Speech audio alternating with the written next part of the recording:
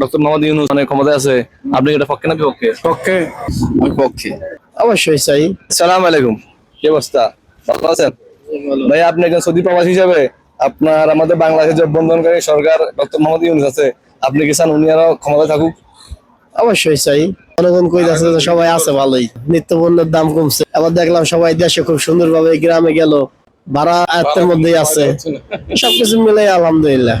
যাক ঠিক আছে, আমরা একজন প্রবাসী পেলাম যার মতামত হচ্ছে কি ডক্টর মোহাম্মদ ইউনূস সাহেব আরো ক্ষমতা থাকুক। আমাদের যে বর্তমান বন্ধনকারী সরকার ডক্টর মোহাম্মদ ইউনূস অনেক ক্ষমতায় আছে, আপনি এটা পক্ষে না বিপক্ষে? পক্ষে। পক্ষে।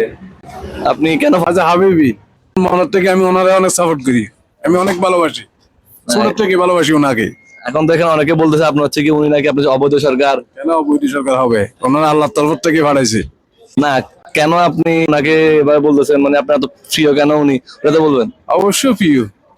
কেন আপনার দু একটা কারণ তো বলবেন। বিশ্বত মেজে প্রিয়, বিশ্বত, বুঝছো? পুরো ওয়ার্ল্ড ওনার ভালোবাসে, ওয়ার্ল্ডে। আচ্ছা আচ্ছা, সময় দর্শক আপনারা দেখতেছেন যে আমাদের ভিতরে একজন আমাদের ডক্টর ইউনূস বক্তব্য পাওয়া গেছে। আমাদের কাউসার ভাই, বর্তমান যে আমাদের অভ্যন্তরীণ সরকার ডক্টর মোহাম্মদ ইউনূস, আপনি কি সরকারের পক্ষে না বিপক্ষে? আমি পক্ষে। কেন পক্ষে? ভালো লাগে আমার। ভালো লাগে। আপনি কি চান যে দ্রুত নির্বাচন দিতে, নাকি আপনি 2-1 বছর পরে? 5 বছর পরে দেখ। হ্যাঁ, এটাতে আমি দর্শক আপনারা দেখতেছেন যে আমাদের এখানে সৌদি আরবের প্রবাসী বাইরে দেখতেছে যে নির্বাচন আরো পিছিয়ে দেওয়ার জন্য।